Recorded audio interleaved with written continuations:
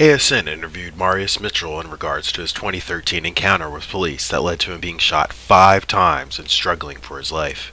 Take a listen to part 1 of this interview. You work, right? Right. I work. I do carpentry work. Just pretty much anything to, not anything, but I work. I do concrete work, carpentry, and different things of that nature. I've done insulation, miles of insulation on ships like the John F. Kennedy down in Mayport, Florida. Landscaping, just about anything. That's why I said anything. It's happening. Okay.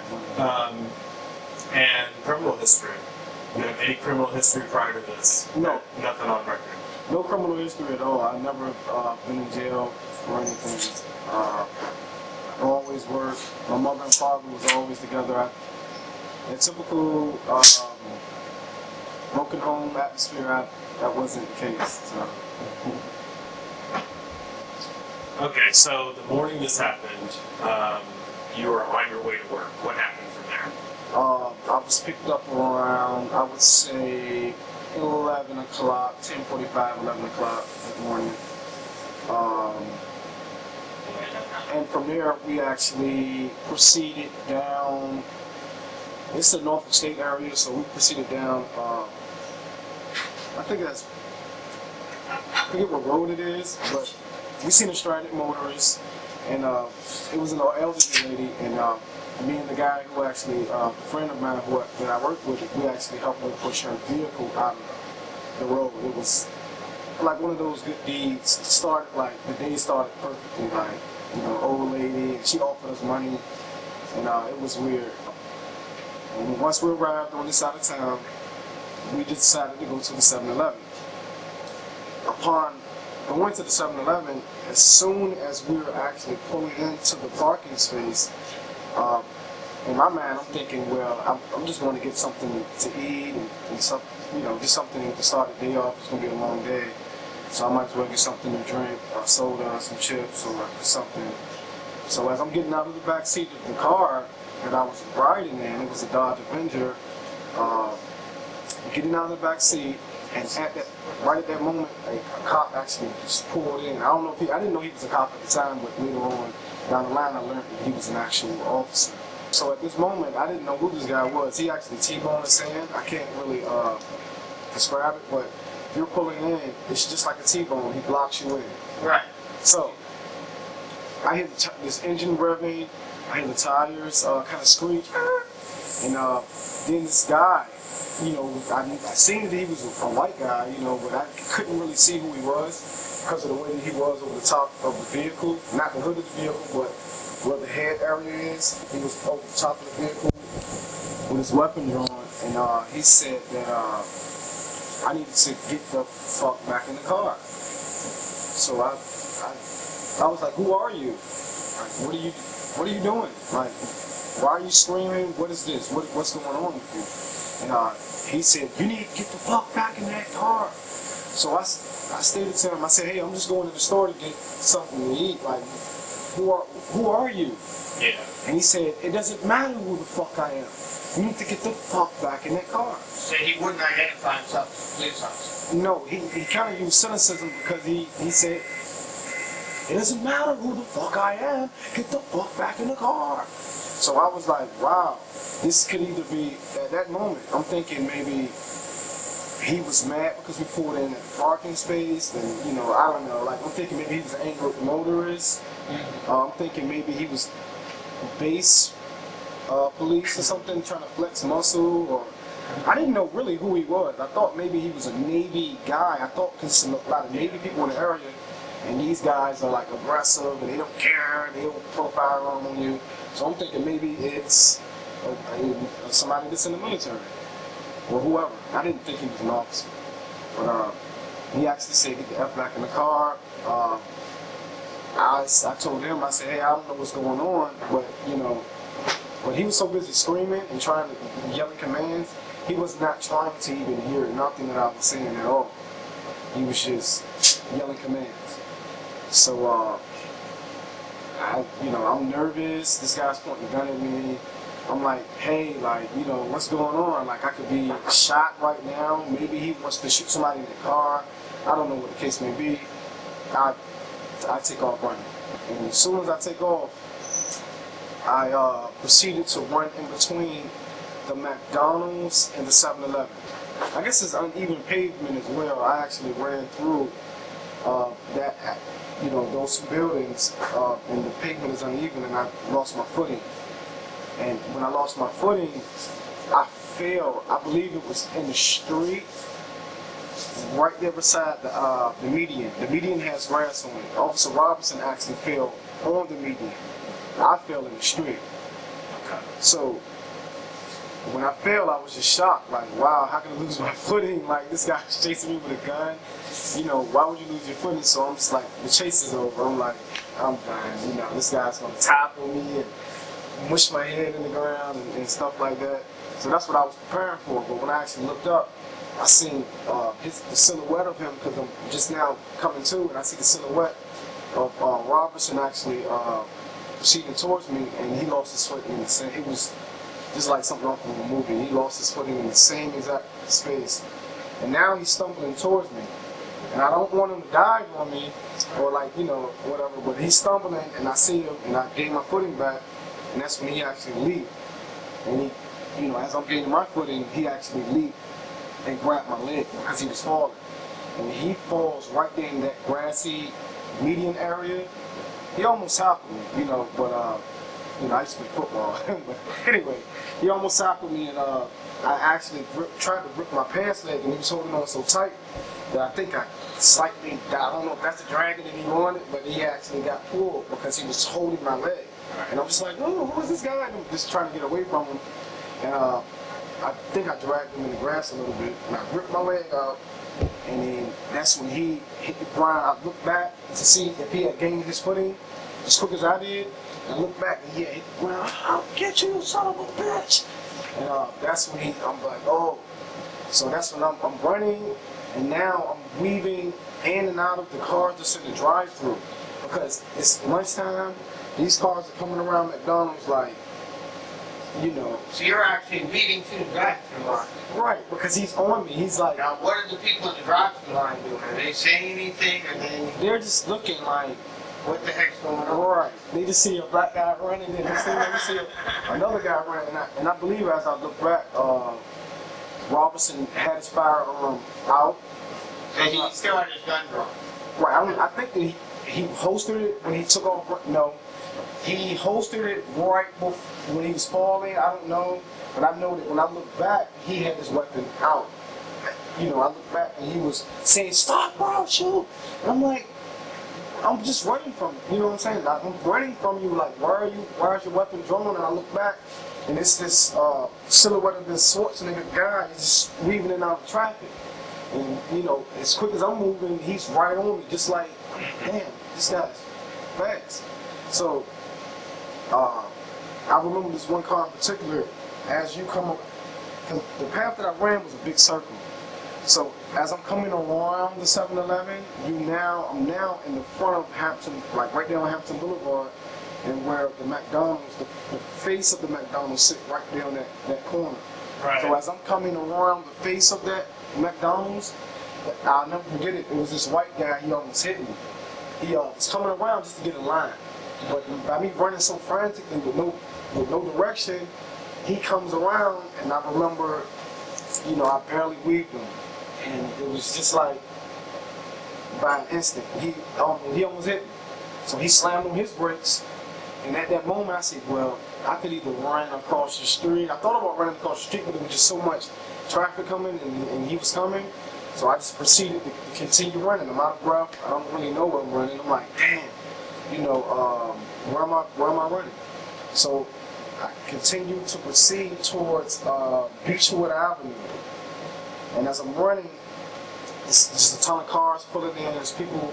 That whole parking lot was just clustered with vehicles. So it was, and now I'm back at another obstacle course. I'm trying to run around people just pulling in 7-Eleven, and I'm running around cars, and all of a sudden I see this green vehicle.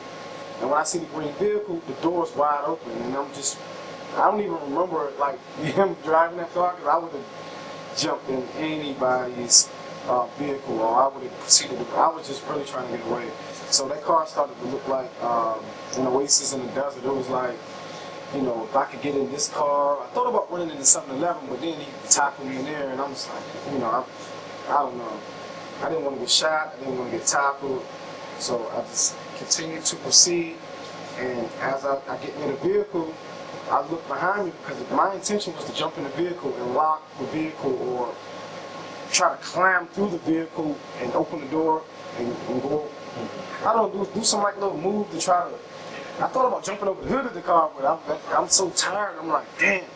So at that particular moment, I actually got right up on the vehicle, and he was right there on me like a dog. Like as soon as I tried to jump in the vehicle, he was, he's trying to get in my fucking car.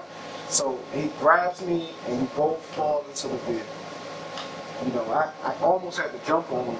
You know, so as I'm getting in the vehicle, he's holding me, and you know, he's holding me and he's pulling me, and what he does then is just I seen the firearm.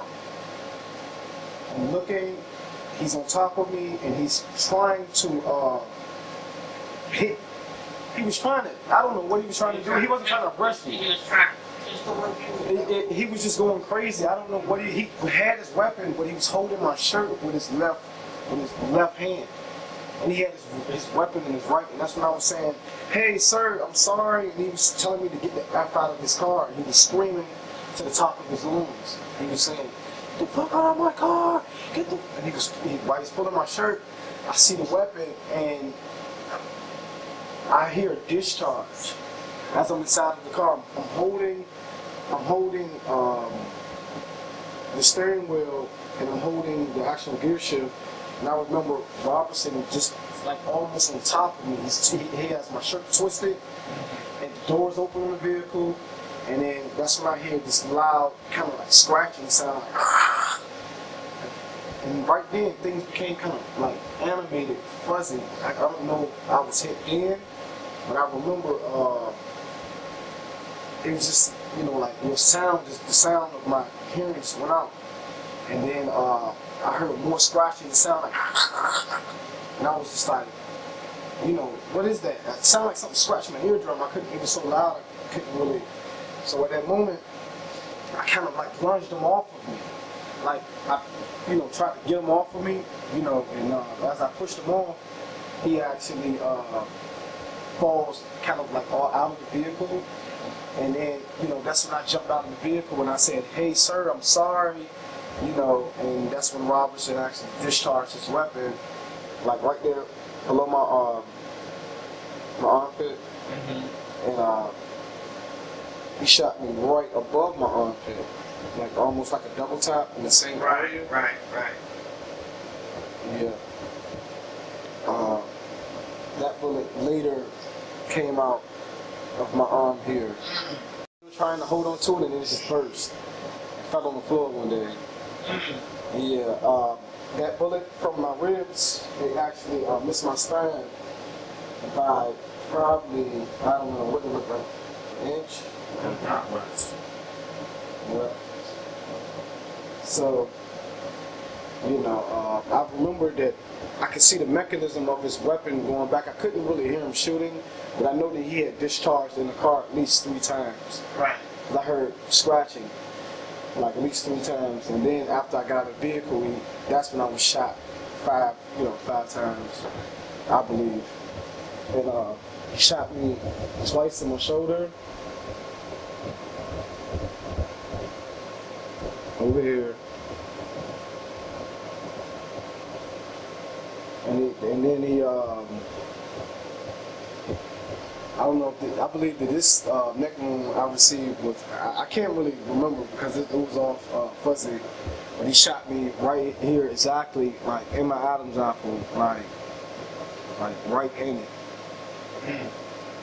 And that bullet missed my carotid artery, the exit wound missed my carotid artery by, it actually damaged my left great auricular nerve, so I have nerve damage, but he missed that main artery by like a centimeter. I think it was actually interrupted. It actually got hit, but it didn't get, you know. So at that moment, I then screamed to Robinson. I said, "Hey," because I didn't feel any pressure. I didn't know that I was actually shot. You know, I'm still kind of worked up. Like, this guy went to the ends of the earth to discharge his weapon.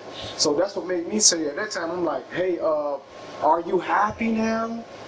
Robinson, to tell you, I asked him straight up. I said, "Robinson, are you happy now? Like, you started this whole situation, and are you going to save me now? You know, like, are you going to help me?" And then he said that I need to get down. Get down! Get down! And he's screaming, you know, "Get down," and he'll shoot me again. And I'm thinking like, you know, like, whoa, you know. And then that's when, you know, my voice started to actually mess up, because I was actually talking to him. I said, "Hey, you started this whole thing. I never knew that I was in your vehicle. Who are you?" I'm like, "Are you effing happy now?" Because when he shot me, when I had my hands in the air, he actually was backpedaling. Like, I remember seeing Robinson doing like this crouching maneuver as I'm telling him clearly, "Sir, I'm sorry." I put my hands in the air, and then this was probably like a split second after he shot me the first time, because once I heard the scratching sound, I said, "Let me get out of this vehicle. I don't know what's," you know, because this guy, it seems to me that he was trying to get out of the vehicle. Once that scratching sound, that discharge went off, it seems that he was trying to get off, and then I pushed him, and then he stumbled backwards, and that's when he turned around. And actually, I said, "Hey," and he was just discharging. I could see the mechanism of the gun actually going back, and him sweeping, doing this like sweeping maneuver, something like that. And I thought he missed, because, you know, I kind of ducked a little bit, because I had my hands up. I said, "Oh," and I seen that he was like, I seen the gun going back, and I'm like, I know, but I can't hear it. So it was just kind of weird. So once my voice started messing up, that's when I sat back. I began to become dizzy, and that's when I thought about sitting on the ground, but then I said, "Damn, I am shot," because I could see blood pouring out. And I said, "Hey, are you gonna save me now? You got me. You messed my outfit up." And then he's saying, "Get down, get down," and then I just see blood dripping everywhere. So I thought about sitting on the ground. I looked around, and I said, "Well, you know, the guy already shot me." So that's when I sat back into the police car. I sat right back into the green Malibu, like right on the front seat, and I was just like, "Wow, what happened?" And he didn't say anything. Like, he didn't say, "Get out of my car." He didn't say, "You son of a bitch." Yeah, he didn't say, "You're under arrest," or anything. He just went to that side of the car. Like, when he seen me sit back in the car, he just started. When he was waiting for the other officers to show Right. the ones in the dash cam video. And that's when you see me Get out of the car. Well, right. Yeah, I had my hands in the air inside Right. of the vehicle. But if they would have had footage of it, you would have actually seen me get back into the So vehicle it wasn't- after the shooting. So it wasn't until that police car and the dash cam video showed up that you realized that you were dealing with the police. Well, he actually said right before the shooting, he said, "I'm the police." He said something as to the nature of, "You're in my car. I'm a police officer." And that's when I heard the scratching sound, like, That's when boom. you realized that was It the was, point. yeah, but right then, because once he said that, I'm like, "Oh shit, I am dealing with a cop." So I knew a split second before the scratching sound, that discharge sound, that he did say that he was an officer. He said something about, "He's a police, get out of my car, you son of a bitch," or something to that nature. And I was like, "Oh shit, I'm sorry, sir." And that's when I heard the shooting. It was scratching, and then I was holding him, and then it was scuffling, and then he backed away, and I said, "Okay, I'm sorry." And that's when I jumped out, and that's when he shot me. Right? It was, you know, he shot me right in my ribs. And I was just like, "Damn, I thought he didn't miss." And then that's when I was saying, "Sir, are you happy now?" I could kind of hear myself talking, but it sounded muffled. And I was like, "Are you happy now? This is what you wanted? Like, this is, like," and then my voice, like, almost like when somebody inhales helium, my voice went from regular to, like, helium, like, and that's when I knew something was wrong. And that's when I was getting panicked, like, hey, sir, you gonna save me? You gonna save me? He was like, get out, boy, shoot you, get out now. And I said, hey, I think you shot me in my neck. And that's when I sat back in the police vehicle and I was just like, oh my God, this guy shot me in my neck, I think. And that's when I had my hands up and I was just waiting out in my neck. He asked Robertson, like, well, what did you shoot him? What's going on? And that made me kind of confused then, because I'm thinking, well, didn't he radio this in? Like, didn't he tell them that, I don't know. They were just as confused as I was when they got on the scene. They was like, you shot him with what? And he's like, well, with my gun. And he's like, so that's when Sims was like, all right, man. He was talking to me. He was telling me, he said, man, just don't move. I got you. And I was asking him, I said, hey, man, I know you said a lot of stuff. I said, can you be honest with me? I said, am I going to die? You know, because I know you see a lot of different, you know, things of that nature. And he was just intimately, he's like really close to me as I'm laying on my back. He's almost like right there in my face, and he's just staring at me. He's just holding my neck, and he's just looking at me, and I'm talking to him, and he's just telling me to hang in there. He's telling me, man, you know, and I'm telling him, I'm like, hey, I was at work. I don't know what's going on. I'm like, who is this guy, and why did he shoot me? He didn't have to shoot me, man. And he's like, man, you need to just calm down. You're gonna, you know what I'm saying? You're gonna live, man. Just stop worrying about what you shot at them, and listen to the officer, man. And I kind of, at that moment, developed a, like, trust, you know, because, you know, it's a million thoughts going through my mind, like, how did this even happen? How did this even get this far? And, but I developed this trust to, you know, this guy. I knew I needed medical attention. I didn't know that I was shot all over my body, but I knew that I was shot in my neck, you know, and he was just saying, Officer Sims was just telling me, you know, to hang in there and to slow my breathing down. He walked me through, you know, a breathing procedure, and it helped because I had just ran this long distance, and at me running this long distance, at the end of me running, I get shot. So it's like at the end of me, I'm already tired. My mouth is dry. I was going to the store to get something to drink. And I'm tired, I'm out of breath, and then I get shot. And the only way that I could really get my breathing was to just focus on living. I was just thinking, like, you know, I got a lot to live for. I have to tell people this story. That was the main thing. The main thing that I was thinking about at 7-Eleven was this happens every day, you know, to people. You know, and I was thinking I have to live to be able to tell people what happened to me because I wasn't doing anything. You know, and I'm thinking, like, you know, if I die, then it's a small chance that my version or what really happened will actually, you know, be told the way it's supposed to be told. So that right there alone, you know, helped me to slow my breathing down. It helped me to just try to relax because I knew that if I died. But at that moment, somebody came and grabbed my legs, and then they were saying, you know, put his legs in the air, put his legs in the air. You know, he could go into shock or something like that. So I'm thinking that they're helping me. And that's why you were lying in the parking lot. Right. But I was trying to figure out, like, cause see, it's a fire station, like, not even. Yeah, I know what you're talking about. Right there on Hampton Boulevard, right. It's like not 3 minutes away. It's like not even 2 minutes away. That's the Navy. That's the Navy.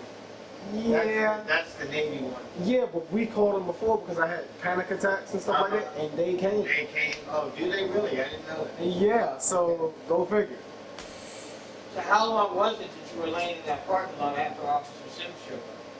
Well, for quite some time. I noticed that I began to worry while I was on the ground because, you know, for about 10 minutes I could count in my head that I'm laying on the ground with him holding my neck. And then they switched procedures. They said, hold his legs in the air. So they had my legs in the air. That wasn't Sims that said that, that was somebody else. Somebody it was just a cluster of cops around me.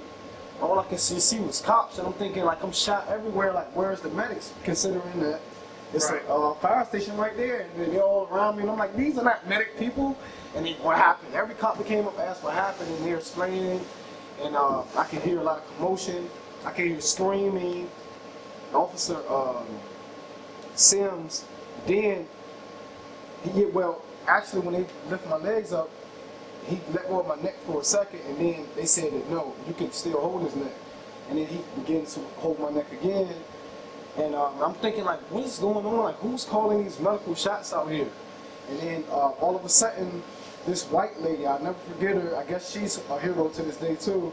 Her name is Officer Zinsky. I later seen her at the Wawa up there probably about a year ago, and I shook her hand and I congratulated her. I said, you saved my life. I asked her, do she remember who I was? At first it was, she had that look like, yeah. And I said, last time we met, I was in the back of an ambulance. She was like, oh.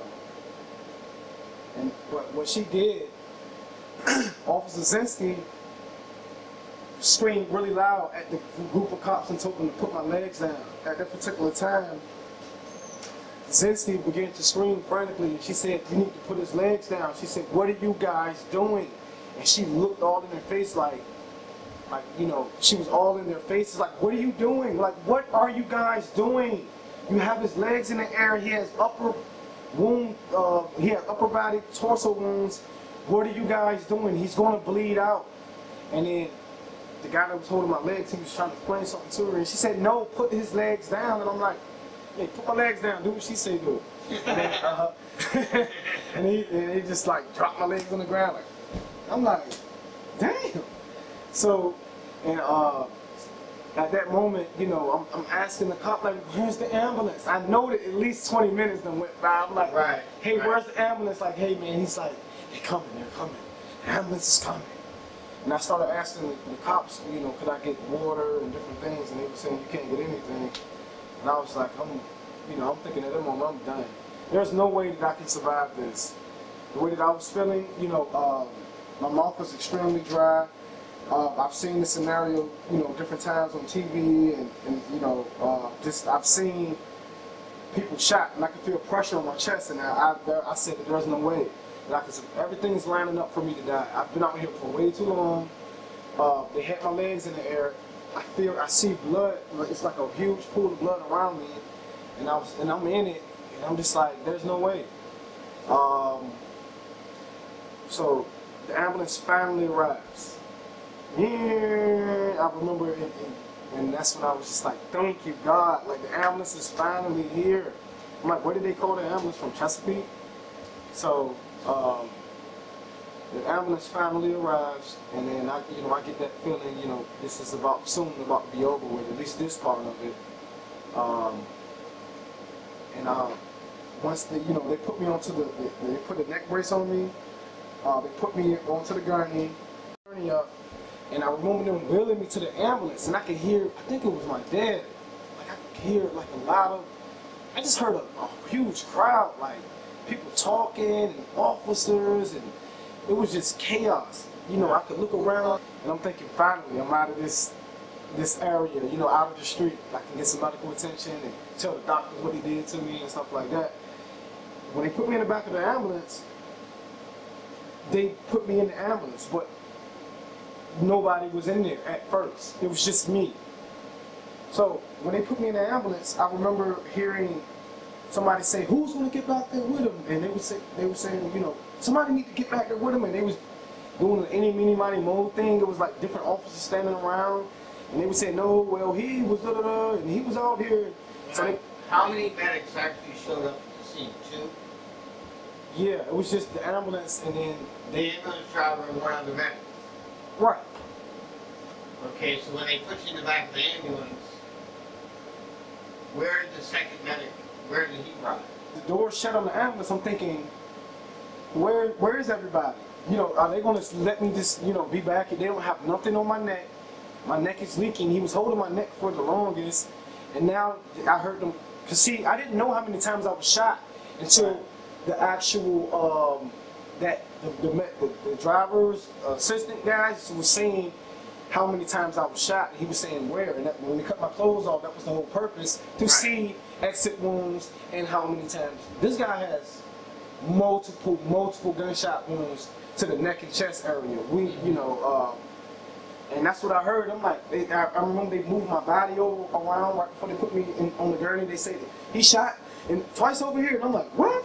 he shot in his neck. He shot up under here. We have a bullet. I'm like, whoa, we have a bullet hole here. I'm like, whoa, whoa, whoa, whoa, whoa. And I'm just thinking like, wow, this is, I've always, feared getting shot, but I don't feel anything, but I'm hearing all these gunshot wounds, and I'm like, wow. So that's how I knew that I was shot a lot of times, because the whole time I was out there, I was asking Sims, like, where am I shot at? And he kept saying, don't worry about where you're shot at, just this. I was like, okay. So,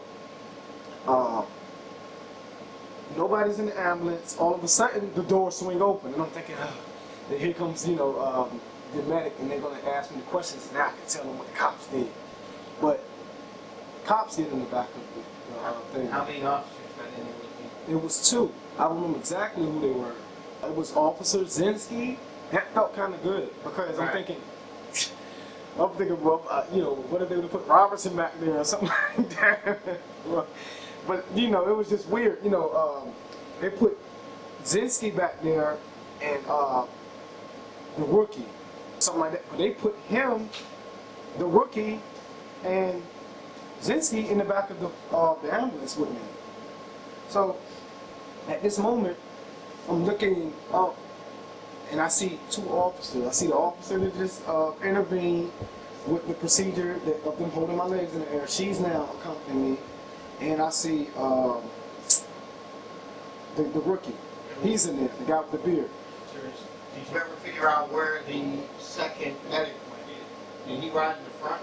No, I asked about him. I said, hey, where's the medics? And they just shook their heads like, and I was like, so the ambulance begins to pull off, and I'm thinking, that I'm bleeding everywhere. All I remember is that I'm still bleeding. There was no pressure put on none of my wounds or anything to stop the bleeding. I'm just bleeding everywhere. So I remember Zinski, she actually told, and this was after about 5 minutes in the ambulance. This wasn't like right away. This was about, the ambulance ride took about 15 minutes. And I remember that, see, in the back of it, I know this area. And I know that if you go straight down Hampton Boulevard, you're going straight. Straight, yeah. It's straight. But I remember turning. So I'm thinking, I remember looking out of my corner of my eyes, and I'm looking around. I'm trying to stay coherent and stay alert. I see the Popeye's Chicken, and I see these different restaurants. And I remember them making a left right there. And there's a fire station right there as well. Yeah, that's on Little Creek Road. So they could have got there way quicker than what they did. Oh yeah, because it's a straight shot from where you were. Well, no, that fire department, not even if they say that that's Navy. Oh, the one on Little Creek Road is not even 4 minutes away. Yeah, that old looking one down there. Yep. And it took 25 minutes for the ambulance to come. So anyway, I remember them making a left right there, and I remember seeing that fire department right there, and I'm thinking they could have called, where did this unit come from? And we're now proceeding down Little Creek Road. We go down past Devon Street, we get all the way down to Granby Street, and I remember seeing the Walgreens, and I'm like, what are we doing? They about the interstate? Where are they taking me? So they made a right there, and they took me down Granby Street. So I'm thinking, oh, they must, they had left me out there for too long. Maybe they're going to take me to depot, you know what I'm saying? But even I don't know anything about, hospitals and that like that. So I'm thinking, okay, yeah, I've been out there for a long time, so they probably need to hurry up and save me. So I remember as we get right there going past depot, which is about 8 minutes into the ride, I say, hey, can I get something to drink? And then they say that you can't get anything until you get to the hospital. And I remember I look over and I see depot. I say, hey, there's the hospital. And Zinski said, no, that they're taking you to Centera. And I'm like, why did they come this way? And she was like, so I say, hey, driver, where are you going? And he said, we're going to Centera. And I said, hey man, I'm starting to see lights and spots, man. I said, can you help me? I need some water. I need something. Please, can you please help me? And I said that, hey, my neck is leaking everywhere. I said, it's blood gushing out of my neck and it's going everywhere. And then he said, we're going to get there soon. I said, damn, So I remember at that instant, I asked Zinsky, I said, hey, can you guys do something to help me? And then she told the rookie, she said, I'm not going to touch your neck. He is. And then she said, she made the rookie, he said, I don't even know how to do it. She said, dude, you was out there when Sam's was actually doing it on his neck, right? And and I'm thinking like, damn, they just like, arguing about it instead of getting it done. Right. So, I told him, I said, hey, if you don't feel comfortable doing it, just, don't do it. And I remember, hey, buddy, you okay? And I remember, like, something was coming over me, and then I thought something said, don't black out, because if you do, you're going to pass out, and there's no telling this is going to be your last time passing out. So I remember at that instant, I actually, like, fought, like, raw. And that's when they were like, whoa, whoa, whoa, whoa. And I was like, hey, you going for your guns and I'm shot. And they was like, no, you just scared us. You screamed really loud. It's like, because I almost blacked out. So that's when she told me, she said, you need to grab it. She said, I'm not grabbing his neck. She said, I didn't ask you. I am telling you to grab his neck now. And then that's when he put some gloves on. And he was like, man, you're lucky that, he said, you're lucky that she, you know what I'm saying, she's making me do this because I got enough blood on my hands as it is. I was like, shit. So that's when he actually, he did like that. He said, this is how Sims was holding you. I said, yeah, and he grabbed the other side as well. He was pinching it. And then he grabbed it and he was holding it. And I remember going past the Radisson Hotel. I don't know what that is now. It's a huge hotel. Yeah, that's right about where he started to begin the procedure, like of holding my neck. I'm like, Right. So we make the that right there by the scope, and I'm like, damn, why did they take the long way? That is a real long way. We're going past the scope, and the next thing you know, we get to the fast bay area, the emergency entrance area, and I remember finally here, I don't have to deal with this slingshot medic stuff anymore. Finally some real surgeons. And I remember, instead of them taking me in, I'd never seen that. They opened the door, and I remember when they opened the door, there was probably about 20 different surgeons in there, and they all began to rush over because I was conscious. And the main concern, I don't know if that was Dr. Timothy Novosel, but he was saying, wow, you're still conscious. You've been out there for a long time.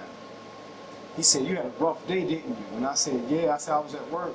And this guy shot me while I was telling him I'm sorry. And, and he said that we're going to do some work on you. We're going to make sure that you're all right. I said, can you be honest with me, sir? I said, can you tell me if I'm going to live or die? And then he said that you're not going to die. He said that we're not going to let you die. I'm not going to let you die. And then I remember I was just exhausted, but I felt finally at peace.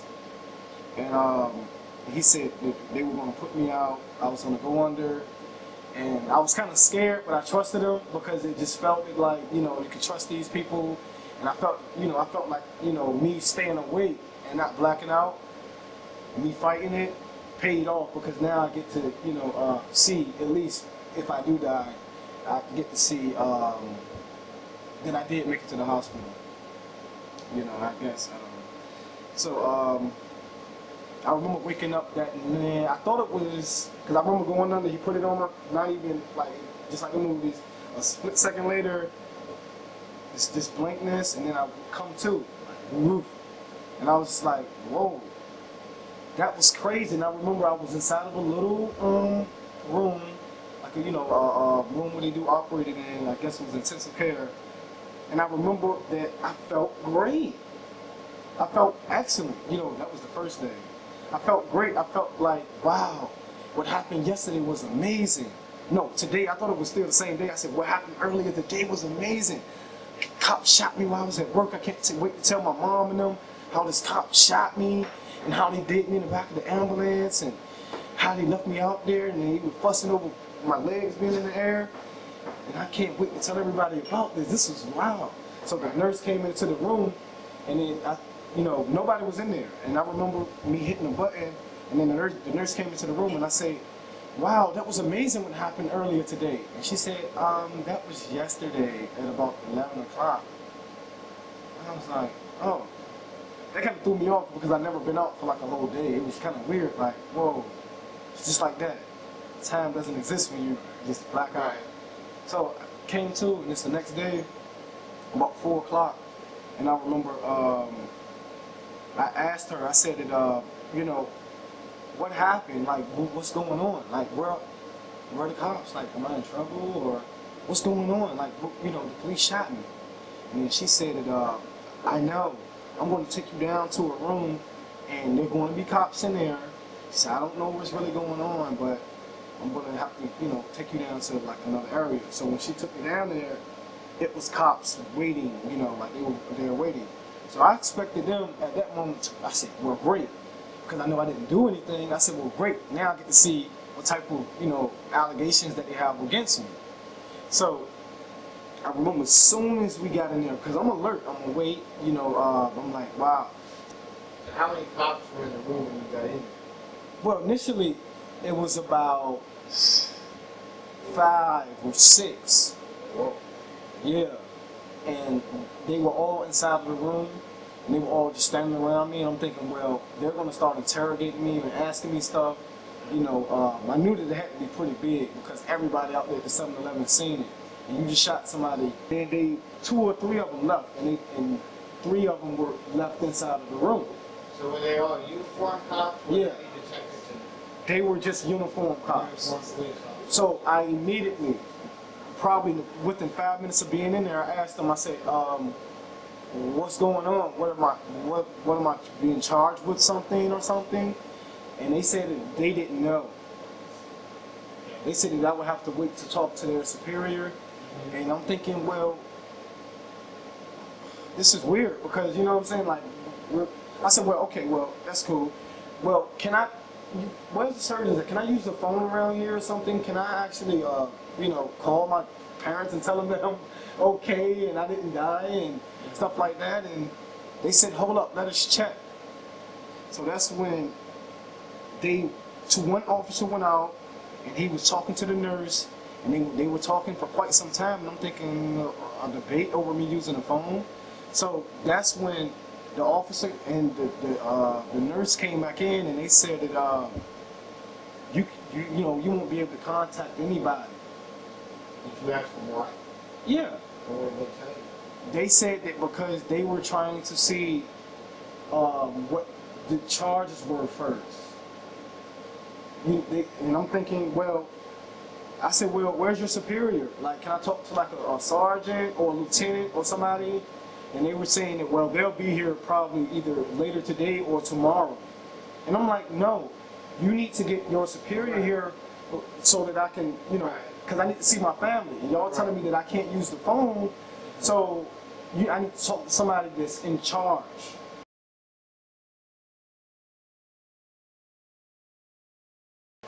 So I began to kind of worry because I'm thinking, I need to talk to my family. Right, you know, exactly. They were cutting you off from your family. right. I need to talk to them and tell them that I'm alive. Because I remember hearing screaming, and I think I heard him as I was going in the ambulance. And because I know my dad when he's that voice. And hey, this is not right. I'm like, what's going on? Like, you can't stop somebody from using the phone. ASN will continue to release clips of the interview in the days ahead. I'm Andrew Westmoreland reporting.